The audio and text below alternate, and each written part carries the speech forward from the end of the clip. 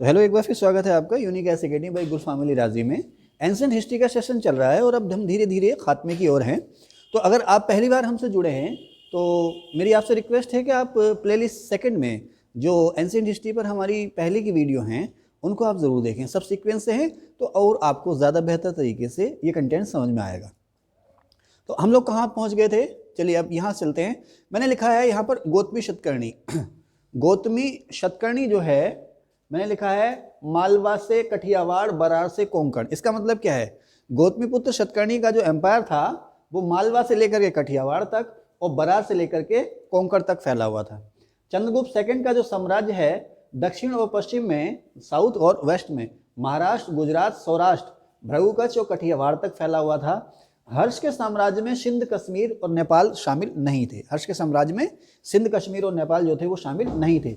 कुजुल कटफिसेस ने जो अपना एम्पायर शुरू किया था वो काबुल और कश्मीर से शुरू किया था। फिर क्वेश्चन आता है कौन किसका सामंत था।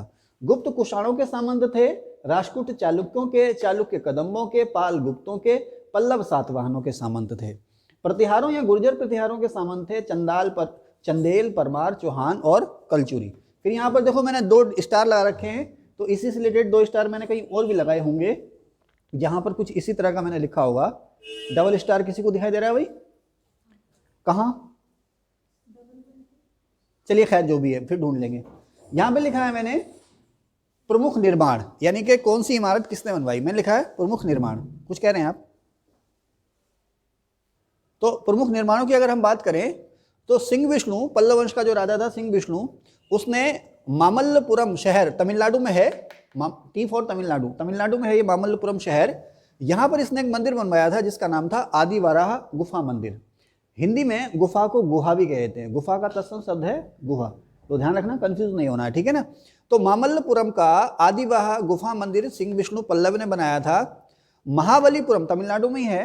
अच्छा देखो, महाबलीपुरम के एक तो है रथ मंदिर और एक कहता है शोर मंदिर। शोर मतलब समुद्र तट, तो दोनों अलग अलग हैं।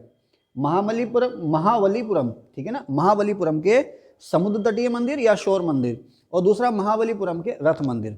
तो महाबलीपुरम के जो रथ मंदिर हैं एक्चुअली क्या है ना, 7 चट्टानें हैं अलग अलग, उन चट्टानों को रथों की शक्ल में काटा गया है। घोड़े हैं, घोड़ों के पीछे रथ है, रथ के ऊपर सारथी भी है और उसके पीछे जो है कि जिनके सम्मान में वो रथ बना गया वो भी हैं, तो उन्हें रथ मंदिर कहते हैं। वहाँ उपासना भी होती है। नकुल सहदेव रथ है, पीदी रथ है, द्रौपदी रथ है, अर्जुन रथ है, युधिष्ठिर रथ है। वहाँ पर सवाल भी आता है कि इन रथों में से सबसे छोटा रथ कौन सा है, तो द्रौपदी रथ है इन रथों में सबसे छोटा रथ, ठीक है। अब यहाँ पर जो थे कुल 7 रथ मंदिर थे। बेटे ध्यान से सुनो, इन्हें शुद्ध हिंदी में कहता एकाश्मक रथ मंदिर। एक माने एक सिंगल, अश माने पत्थर, यानी कि एक ही पत्थर, यानी कि एक ही चट्टान को काट करके बनाए गए मंदिर रथों की शक्ल में बनाए गए हैं, इसलिए इनको हम नाम देते हैं रथ मंदिर। टोटल संख्या में है ये 7, इसलिए इनको हम 7 पैगोडाज भी कहते हैं। ब्लैक पैगोडा किसे कहते हैं विकास? ब्लैक पैगोडा, ब्लैक पैगोडा बेटे किसको कहते हैं? कहाँ का सूर्य मंदिर? कोणार्क का सूर्य मंदिर। जो कोणार्क का सूर्य मंदिर, बेटे ये चीजें याद होनी चाहिए ना, है ना। जिस दिन क्वेश्चन इधर पूछा उधर आने लगा ना, उस दिन तुम इंशाअल्लाह गुलफाम सर हो जाओगे। गुलफाम सर हो जाओगे तो नौकरी मिल जाएगी, है ना, ठीक है, इंशाअल्लाह माने विद द गॉड ब्लेसेस, है ना। तो कहाँ थे, हमें फ्लो टूट गई मेरी। तो जो कोणार्क का जो सूर्य मंदिर है उड़ीसा में, उसे हम कहते हैं ब्लैक पैगोडा। ये जो बेटे जो 7 रथ मंदिर हैं इन्हें हम कहते हैं सप्त पैगोडा या 7 पैगोडा। अब 2004 में जो सुनामी आई थी उस सुनामी की वजह से इन 7 में से रह गए हैं 5, ठीक है। तो किसने बनाया ये महाबलीपुरम के रथ मंदिर? ये बनाए थे नरसिंह वर्मन फर्स्ट ने, इन्हें हम कहते हैं एकाश्म रथ। उसके बाद कांची का कैलाशनाथ मंदिर, जिसको दूसरा नाम हम राज सिद्धेश्वर मंदिर भी कहते हैं। देखो अब इसने ये क्यों लिखा कांची का कैलाशनाथ मंदिर? कैलाशनाथ मंदिर 2 जगह पर हैं, एक एलोरा में और दूसरा कांची में। एलोरा में जो बनवाया था, अब उसकी बात भी करूंगा, ठीक है, फिलहाल इसकी बात कर रहे हैं। तो 2 जगह पर है कैलाशनाथ मंदिर। कैलाशनाथ कौन हुए? शिव जी, यानी कि भगवान शिव के मंदिर है ये। तो कांची का कैलाशनाथ मंदिर जो है वो बनवाया है नरसिंह वर्मन सेकंड ने। थोड़ी दिक्कत होती है इनको याद करने की, लेकिन याद तो करने ही पड़ेंगे, है ना। नरसिंह वर्मन सेकंड ने बनाया है कांची का कैलाशनाथ मंदिर। और नरसिंह वर्मन किस वंश का राजा हुआ? पल्लव वंश का, है ना, ठीक है। तो इसका दूसरा नाम राज सिद्धेश्वर मंदिर भी है। यहीं से यानी कि इसी मंदिर से द्रविड़ स्थापत्य कला जो है उसकी शुरुआत हुई है। मैंने द्रविड़ स्थापत्य कला, द्रविड़ शैली, गंधार शैली, बेशर शैली पे वीडियो बना रखी है ना, गंधार और मथुरा शैली पे वीडियो बना रखी है ना। हालांकि उसको मैंने IAS लेवल का नहीं बनाया है, PCS और 1 डे लेवल का बनाया, उसको देखना जरूर आप लोग। इसमें सारी चीज़ें मैंने आपको वहाँ पर इंक्लूड की है, सब बताया। तो द्रविड़ स्थापत्य कला जो है मुख्य रूप से किससे संबंधित है? मंदिर निर्माण से, ठीक है ना। और इसकी सबसे प्रमुख विशेषता क्या है? शिखर। द्रविड़ स्थापत्य कला की सबसे प्रमुख विशेषता क्या है? शिखर। अच्छा, अब जो ये द्रविड़ स्थापत्य कला के या द्रविड़ स्टाइल में जो मंदिर बनने शुरू हुए वो यहाँ से शुरू हुए। कहाँ से? कांची के कैलाशनाथ मंदिर। कांची का जो कैलाशनाथ मंदिर है वो द्रविड़ स्थापत्य कला का पहला उदाहरण है। किसने बनाया ये? नरसिंह वर्मन सेकंड ने। और द्रविड़ स्थापत्य कला अपने पीक पर कब पहुंची? चोलों के समय में, यानी कि पल्लवों के समय में शुरू हुई, कांची के कैलाशनाथ मंदिर से शुरू हुई और अपने पीक पर पहुंची ये चोलों के समय में, ठीक है। अच्छा, अब मैंने लिखा एलोरा का कैलाशनाथ मंदिर। तो एलोरा का जो कैलाशनाथ मंदिर है वो राष्ट्रकूट राजा कृष्ण फर्स्ट ने बनवाया था। अच्छा, जो राष्ट्रकूट है ना, एक ही चट्टान को शेप देना, एक ही चट्टान है। आप दक्षिण भारत में देखोगे, खास करके महाराष्ट्र में अजंता एलोरा में आप देखोगे तो एक ही बड़ी सी पहाड़ी को तराशा गया और तराश के क्या सुंदर महल, क्या सुंदर भवन, क्या सुंदर मठ और क्या सुंदर गुफाएं और मंदिर बनाए गए हैं, ठीक है ना। ताजमहल जैसी इमारतें भी, वो जो बारीक नक्काशी की गई है उसके सामने कुछ नहीं है। लेकिन ताजमहल जो है वो क्या है, ब्रांड हो चुका है ना। लेकिन है भी अच्छा, बहुत बेहतरीन है। मैं एक बार गया हूँ और एक फिल्म आई थी हातिम ताई, पुराने ज़माने की, मेरे बचपन की, उसमें एक डायलॉग था, एक बार देखा है दूसरी बार देखने की तमन्ना है। तो मैं तो ताजमहल को मैंने एक बार देखा और मेरी बार बार देखने की तमन्ना है। क्या करें, फुर्सत ही नहीं मिलती आप लोगों से। रिटायरमेंट के बाद जाऊँगा, वहीं घर बनाऊँगा। रफ़ी साहब का एक गाना है ना, एक घर बनाऊँगा तेरे घर के सामने, वहीं कहीं कूटी डाल के निहारता रहूँगा, जैसे शाहजहाँ निहारता था ताज को। तो खैर, ताजमहल की खूबसूरती का मैं क्या बखान करूँ। जून का महीना था और भूखे पेट हम लोग सुबह से यात्रा शुरू की थी। शाम के 4:30 बज चुके थे और 4:30 बजे जब मैं गया, भूख प्यास अच्छी खासी लग रही थी, लेकिन मैंने ताज को जैसे ही एक झलक देखा, आप यकीन करें मैं भूख प्यास सारी भूल गया, है ना। तो खैर, लेकिन जो बारीक नक्काशी है, आप हरिद्वार में जाइए, एक जैन मंदिर है हरिद्वार देहरादून रोड पर, मैं गया भी हूँ वहाँ पर, शायद आप भी गई मेरे साथ, है ना। तो मेरी बहन भी गई थी मेरे साथ। तो एक जैन मंदिर है हरिद्वार देहरादून रोड पर, हरिद्वार में ही है, थोड़ा सा निकल कर हरिद्वार को। मतलब कलाकार ने अपनी छेनी से कोई भी एक जगह दीवारों पर छोड़ी नहीं है जहाँ उसने कोई मूर्ति या नक्काशी ना की हो। तो राष्ट्रकूटों ने एक ही चट्टान को या एक ही पहाड़ को काट करके बहुत सारी खूबसूरत इमारतें बनाई। तो कहते हैं, हिंदी में आता है शैलकृत स्थापत्य किसने शुरू किया? शैल माने पत्थर, कृत माने काटना, है ना। पत्थरों को, एक ही पत्थर को या पत्थरों को काट करके, चट्टानों को तराश करके भवन निर्माण की जो कला शुरू की, वो किसने शुरू की? राष्ट्रकूटों ने, ठीक है। और इस कला का सबसे अच्छा जो एग्जाम्पल है वो है एलोरा का कैलाशनाथ मंदिर, जो कि राष्ट्रकूट राजा कृष्ण फर्स्ट ने बनाया था, ठीक है। शैलकृत स्थापित एकाश आप लोग सब समझ गए होंगे, है क्या? है भाई, कुछ पूछना बेटा? आगे चले। अमरावती स्तूप और अमरावती चैत्य, अमरावती में स्तूप भी है, चैत्य भी है, वो सातवाहन राजाओं ने बनाया। सुदर्शन झील के बारे में बहुत सारी बातें हो चुकी हैं, फिर भी बता दूं कि सबसे पहले चंद्रगुप्त मौर्य के समय बनी थी, फिर टूटी, अशोक ने इसकी मरम्मत कराई, फिर टूटी, रुद्रदमन ने इसकी मरम्मत कराई और फिर से टूटी तो स्कंदगुप्त ने इसकी मरम्मत कराई। उसके बाद इसे इसके हाल पर छोड़ दिया गया। उज्जैन को शिक्षा का प्रमुख केंद्र बनाया भारत में रुद्रदमन फर्स्ट ने, शक राजा रुद्रदमन फर्स्ट ने। बेलूबंद बिहार महात्मा बुद्ध के लिए बिंबिसार ने बनाया।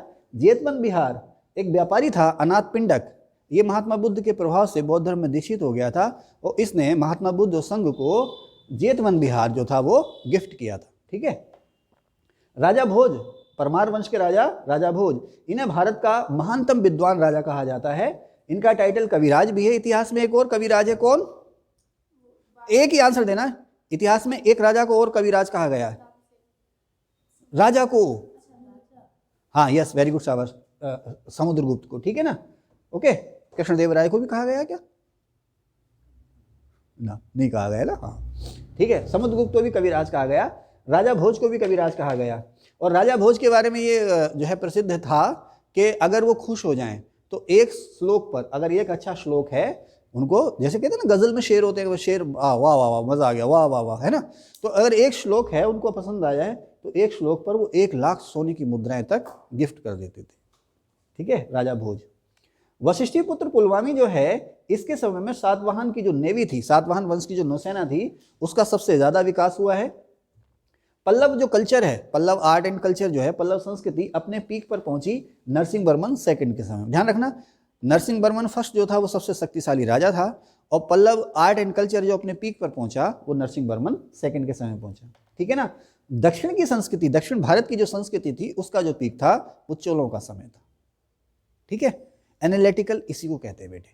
सारी कहानी आपने पढ़ ली, अब देखो ना मिलते जुलते से आ रहे हैं ना, कांची का कैलाश तो इसका कैलाश तो उसका कैलाश, तो ये संस्कृति तो वो संस्कृति तो ये संस्कृति, तो मिलते जुलते इस तरह से अगर आप लोग अपने नोट्स बनाओगे ना प्रीलिम्स के लिए, पीटी के लिए, स्क्रीनिंग एग्जाम के लिए, तो आपका काम चल जाएगा। लेकिन मेंस, अगर अब तो खैर मेंस आईएएस में ही रह गया सब्जेक्ट, या फिर यूपीपीएससी, उत्तराखंड पीसीएस, एमपीपीएसएस में रह गया लिखने का, तो अगर वहां पर इस तरह के नोट्स आप बनाते हो तो आपका काम नहीं चलेगा, है ना। ठीक है, एक गाना है, देर से आना जल्दी जाना, ए साहिब ये ठीक नहीं। आइए बैठिए, आगे चले। ब्राह्मणों को भूमिदान प्रथा अभी मैंने बताया, इसकी जानकारी कहां से मिलती है? नानाघाट लेख से। किसने शुरू की? सातवाहनों ने, है ना। सामंत शब्द, जो सामंत मैंने बताया ना अभी पिछले पार्ट में, इस पार्ट में तो नहीं बताया था ना, पिछले पार्ट में बताया था ब्राह्मणों को भूमिदान प्रथा कैसे शुरुआत क्यों हुई, कैसे इस प्रथा की शुरुआत हुई, किसने की, तो इसकी जानकारी जो मिलती है नगानिका के नानाघाट लेख से मिलती है। ठीक है ना, यहीं से फिर धीरे धीरे सामंतवाद शुरू हो गया था। लेकिन अब यहाँ पर शब्द आता है कि सामंत शब्द जो है सबसे पहले कहाँ पर देखने को मिलता है? तो सामंत शब्द सबसे पहले देखने को मिलता है कन्नौज के मोखरी वंश के राजा थे ये, ठीक है ना, अनंत वर्मन। कन्नौज के मोखरी राजा अनंत वर्मन, मोखरी वंश था कन्नौज में, वहां के राजा अनंत वर्मन के अभिलेख में पहली बार सामंत शब्द जो है वो सुनाई देता है, पहली बार सामंत शब्द। ओके, आगे चलते हैं। सती प्रथा का अभिलेखीय प्रमाण, यानी कि सबसे पहले कहाँ जिक्र है सती प्रथा का? तो वो गुप्त सामंत भानुगुप्त के एक अभिलेख में कहता है भाई उसका सेनापति गोपराज जो है मर गया युद्ध में, तो उसके बाद उसकी पत्नी सती हो गई थी, इसकी जानकारी मिलती है। दक्षिण से उत्तर पर हमला करने वाला पहला जो राजा था वो था ध्रुव, वो ये राष्ट्रकूट वंश का राजा था। तो पहला दक्षिण से उत्तर की ओर हमला करने वाला पहला राजा, राजा ध्रुव, जो कि राष्ट्रकूट वंश का था। चालुक्य विक्रम संवत किसने चलाई? विक्रमादित्य छठे ने। विक्रमादित्य षष्ठ या विक्रमादित्य छठा जो था, इसने चालुक्य विक्रम संवत चलाई थी। और ये जो था विक्रमादित्य छठा जो था, ये कल्याणी चालुक्यों में सबसे पावरफुल था। चालुक्यों में सर्वाधिक पावरफुल था ये, ठीक है ना, विक्रमादित्य छठा। मनुस्मृति किसके समय में लिखी गई? शुंग वंश के समय में। भी पहले इस पर काफी डिस्कशन इस पर हो चुका है। फिर नेक्स्ट यहां पर बात हो गई थी, हाँ, नरसिंह वर्मन सेकंड जो है, नरसिंह वर्मन सेकंड, जिसका समय पल्लव संस्कृति का पीक था, इसका समय हुआ 695 से 720 एडी।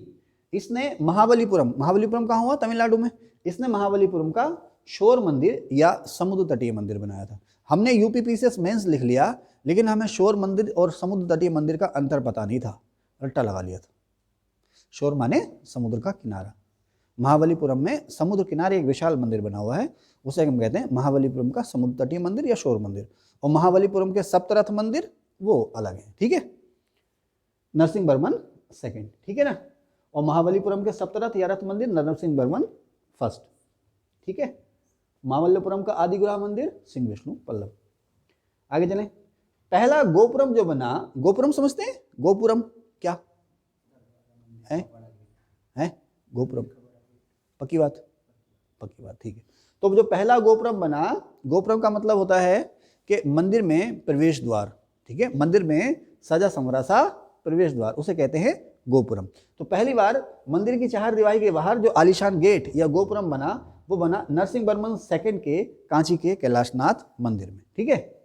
अच्छा, खजुराहो में चतुर्भुज विष्णु मंदिर, भगवान विष्णु चार भुजाएं, ठीक है ना, तो हो गया वो आपका चतुर्भुज विष्णु मंदिर। तो खजुराहो में चतुर्भुज विष्णु मंदिर और विशाल जलाशय बनाया यशोवर्मन चंदेल ने, ठीक है।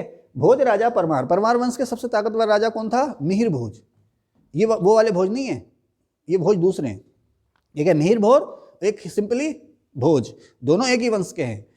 परमार वंश का सबसे शक्तिशाली राजा मिहिर भोज है, लेकिन ये वाले भोज जो है वो वाले भोज, कहाँ राजा भोज, कहाँ गंगू तेली, है ना। देखिए किस पर फिल्माया गया ये गाना, बताएं, हैं?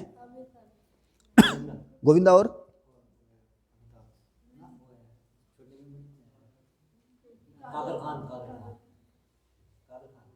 पक्की बात, ठीक है, मुझे पता नहीं है वैसे।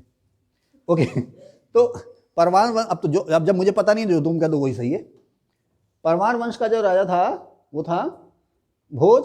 उसका समय हुआ 1000 से 1055 AD। वही विद्वान और विद्वता को संरक्षण देने का। कहते हैं कि इनके मरने के बाद कहा गया कि विद्या और विद्वान दोनों ही अनाथ हो गए। जब ये मर गए ना तो इनके बारे में कहा गया कि इनके मरने के बाद विद्या और विद्वान दोनों ही अनाथ हो गए। 55 वर्ष तक इन्होंने राज किया। धार में इन्होंने परमार वंश की राजधानी बनाई थी और धार में इन्होंने एक तालाब भी बनाया था जिसका नाम था भोजसर तालाब। महान विद्वान हैं ये अपने समय के ये महान विद्वान हैं और इनका जो समय है वो राजनीतिक और सांस्कृतिक उत्कर्ष का समय था। पॉलिटिकल और कल्चरल जो बढ़ावा था उसका समय था। दिल्ली के चौहानों में सबसे प्रसिद्ध जो वंश था वो था शाकंभरी वंश। दिल्ली के जो चौहान थे ना, अलग अलग वंशों के थे, इनमें सबसे प्रसिद्ध वंश था शाकंभरी वंश, जिसके थे पृथ्वीराज चौहान तृतीय या राज पिथौरा। कायस्थों का सबसे पहला जो उल्लेख मिलता है वो याज्ञवल्क्य की स्मृति में मिलता है। सती प्रथा 9वीं सदी में प्रचंड थी, प्रचंड माने अपने पीक पर थी, और राजपूत शब्द का जो इस्तेमाल किया सबसे पहले कर्नल टाड ने किया। ठीक है, ये सारा हो गया। ये वाली लाइन हो गई, ये वाली लाइन हो गई, ये भी हो गया, नहीं ये रह गया भाई, अभी ये रह गया, अभी है ना, अभी ये रह गया, ये भी रह गया। तो मिलिंद पन्नों के बारे में आपको मैंने बता रखा है। नागसेन और मिनांडर के बीच में ये संबंध था, है ना, इससे पहले काफी डिस्कशन हो चुका है, इसको बार बार क्या दोहराऊं। होलियोडोरस था, विदेशी राजदूत था, ये हिंद यूनानी राजदूत था। विदिशा या भिलसा आया था, विदिशा मध्य प्रदेश में है, विदिशा आया था ये, और विदिशा में आया तो ये भारतीय धर्म या सनातन धर्म या भागवत धर्म से बहुत प्रभावित हुआ। ठीक है ना, भागवत धर्म से बहुत प्रभावित हुआ और इसने भागवत धर्म अपना लिया, और भागवत धर्म अपनाने के प्रतीक के रूप में या स्वयं को भागवत दिखाने के लिए इसने बेसनगर या विदिशा का एक और नाम क्या हुआ, बेसनगर में इसने गरुड़ स्तंभ बनाया था। ये सवाल खूब आता है कि कौन सा विदेशी था जो भागवत धर्म में दीक्षित हो गया, या कौन सा यूनानी था जो भागवत धर्म में दीक्षित हो गया। होलियोडोरस, ठीक है, उसको दिखाने के लिए उसने क्या बनाया, बेसनगर में गरुड़ स्तंभ। इसको कभी कभी बेसनगर की यक्षिणी भी कहते हैं। क्या कहते हैं, गरुड़ स्तंभ या बेसनगर की यक्षिणी।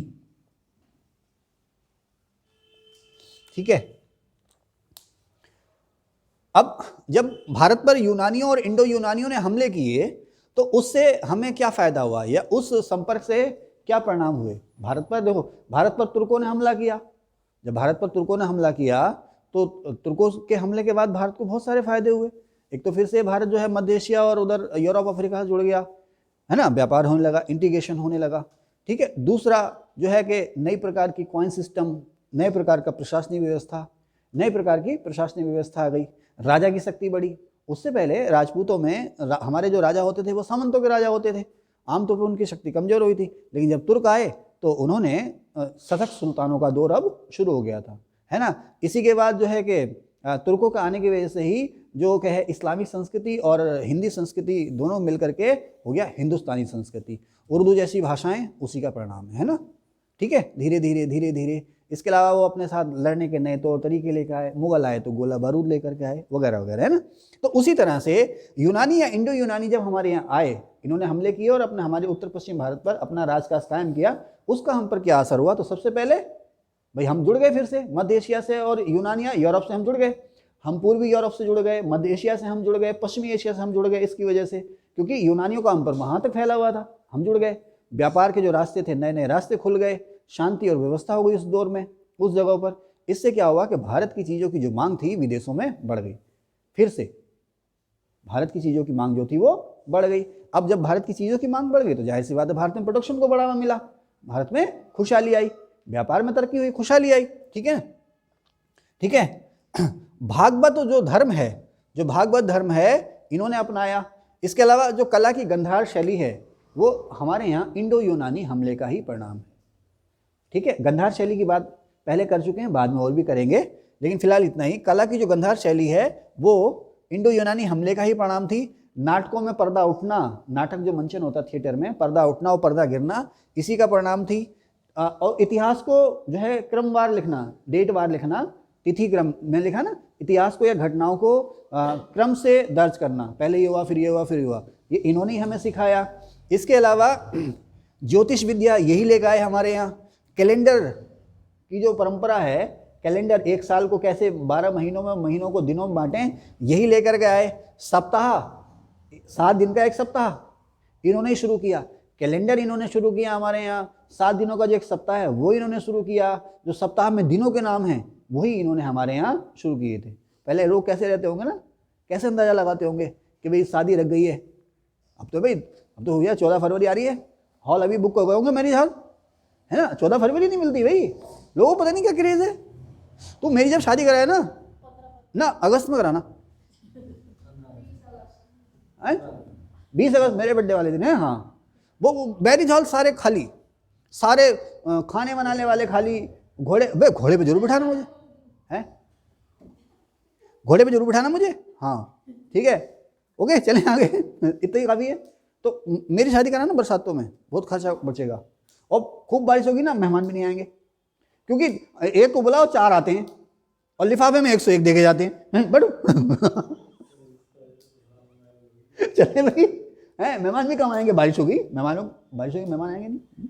चले आगे, हैं कहाँ थे, अरे चलो मजाक कर रहे हैं, कहाँ थे।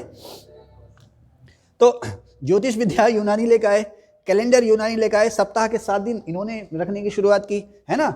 और दिनों के अलग अलग जो नाम हैं वही इन्होंने सुझाए। ग्रहों के नाम इन्होंने, जो अलग अलग ग्रहों के जो नाम हैं वो भी यही लेकर आए हमारे यहाँ, उनसे हमें परिचित कराया, ज्योतिष शास्त्र से परिचित कराया, ठीक है ना। और आहत के बजाय लेखयुक्त सिक्के, जो पहले हमारे जो सिक्के चलते थे, पंचमार्क कॉइन्स चलते थे जिन्हें आहत सिक्के कहते थे, ये आए तो इन्होंने भारत में लेखयुक्त सिक्के चलाए, सोने के सिक्के पहली बार इन्होंने ही चलाए, ठीक है ना। इन्हीं की वजह से भारत का विदेशी व्यापार बढ़ा। और ठीक है साहब, अब जो ईरानी इन्होंने हमला हम पे किया, उससे क्या हमें फ़ायदा हुआ, व्यापार का तो हुआ ही, पूर्वी एशिया यूरोप से तो हम जुड़े। इसके अलावा ईरानी जो थे वो अभिलेख खुदवाने की या लिखने की, अभिलेख गढ़वाने की परंपरा में माहिर थे, तो उससे हमने भी इसको सीखा, यानी कि मौर्यों ने सीखा। इसके अलावा मौर्य काल में मौर्यों की जो कला है, खास करके स्तंभ जो हैं, अशोक के जो स्तंभ हैं उनकी जो कलाकारी है, इन्होंने बहुत सारे महल बनाए हैं, उनकी जो कलाकारी है उस पर ईरानी प्रभाव रहा है। चंद्रगुप्त मौर्य का महल था, जिसे कहते हैं चंद्रगुप्त मौर्य का राजप्रसाद, जब फाहियान आया तब भी उसके खंडहर बचे हुए थे, अवशेष उसके बचे हुए थे, अब तो खत्म हो गया वो। चंद्रगुप्त मौर्य का पाटलिपुत्र में कोई महल था, वो लकड़ी का था, ठीक है ना, किसका था, लकड़ी का था। तो फाहियान उसे देख के कहता है कि आम इंसान के बस की बात नहीं, ये दैत्यों ने बनाया होगा। जैसे आजकल हम बड़ी बड़ी इमारतें देखते हैं ना पुराने जमाने की, यार कैसे लेके गए होंगे ऊपर तक सामान, है ना। तो फाहियान कहता है कि चंद्रगुप्त मौर्य का जो महल है वो इतना विशाल था कि आम इंसान के बस की बात नहीं है, वो दैत्यों ने यानी कि राक्षसों ने बनाया होगा, लकड़ी का महल था वो, और ईरान के हगामनी वंश के राजाओं की नकल पर वो बना था। तो शतकर्णी फर्स्ट ने 2 अश्वमेध यज्ञ किए और 1 राजसूय यज्ञ किया। पुष्यमित्र शुंग ने, प्रवरसेन ने कितने प्रकार के यज्ञ किए थे कीर्ति, प्रवरसेन ने कितने प्रकार के यज्ञ किए थे, 7 प्रकार के यज्ञ किए थे, है ना। हाँ, शतकर्णी फर्स्ट ने 2 अश्वमेध यज्ञ किए थे और 1 राजसूय यज्ञ किया था, ठीक है ना। प्रवरसेन फर्स्ट जो कि वाकाटक वंश का था, उसने 4 अश्वमेध यज्ञ किए थे, ठीक है। अच्छा, यहाँ कुछ रह गया है, संगम कालीन रचनाएं, वही 100 AD से 300 AD के बीच का जो समय है, जिसे हम कहते हैं संगम काल, उसके समय की रचनाएं। तोलकाप्यम, ये व्याकरण ग्रंथ है, तमिल व्याकरण ग्रंथ है ये, तोलकाप्यम, तोलकाप्यर ने लिखा है इसको।